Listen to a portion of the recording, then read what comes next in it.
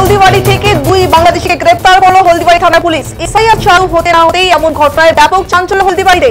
আর মেকলিগঞ্জের পাঠানপাড়া এলাকা থেকে সরজিৎ বালা বয়স 43 নামের এক ব্যক্তিকে গ্রেফতার করে পুলিশ। তার বাড়ি বাংলাদেশের ফরিদপুর জেলার কামারখালীতে। সে জানায় দীর্ঘ 15 মাস ধরে সে ভারতে রয়েছে, এখানে সে চা বাগানে কাজ করতো। অন্যদিকে স্ত্রী সন্তান সহ হলদিবাড়ি থেকে গ্রেফতার করা হচ্ছে বয়স বছর 30 নীলু প্রামাণিককে। জানা গেছে তার বাড়ি বাংলাদেশের রংপুর জেলার ডিমনা থানার অন্তর্গত দরাজগঞ্জ এলাকায়। সে 10 বছর আগে ভারতে প্রবেশ করে বিভিন্ন রাজ্যে সে কাজ করে। গত 4 বছর আগে এক ভারতীয় কন্যাকে বিয়েও করে সে।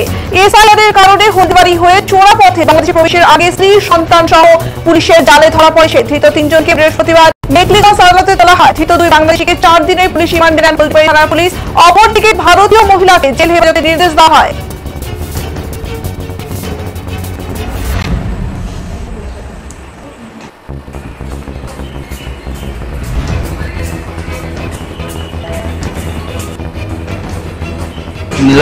নীলপুরা নাই, ডিমলাতে নাই, গ্রাম মধ্যে নাই, ঠাকুর মধ্যে নাই।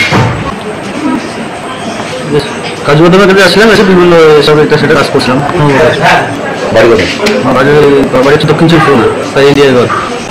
বাংলায় চলে যাচ্ছিলাম, সম্বন্ধ কাটতেছিলাম।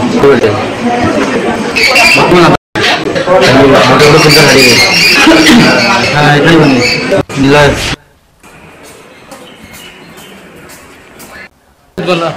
ফরিদপুর জেলা মধুখালী থানা কামারখালী, এই হলদিবাড়িতে আসছিলাম। আসার পরে আমার এক বন্ধু ডেকে নিয়ে ঘরের ভিতরে আটটায় থুয়েছিল। আটটা থোয়ার পরে ওদের বলে যে আমি চলে যাই, আসতে দেবে না। তারপরে সকালে আমি একাই চলে আসতেছি। ওই দিকের লোকজন আমাকে সন্তোষজনকগুলো ধরেছে।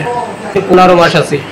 হ্যাঁ, 15 মাস। আমি ওই দিকের খুব আমাদের এলাকা খারাপ, অত্যাচারের এসে আমি চলে আসছি এখানে। মনে করি চা বাগানে লেবারের কাজ। ফরিদপুর জেলা মধুখালী থানা কামার।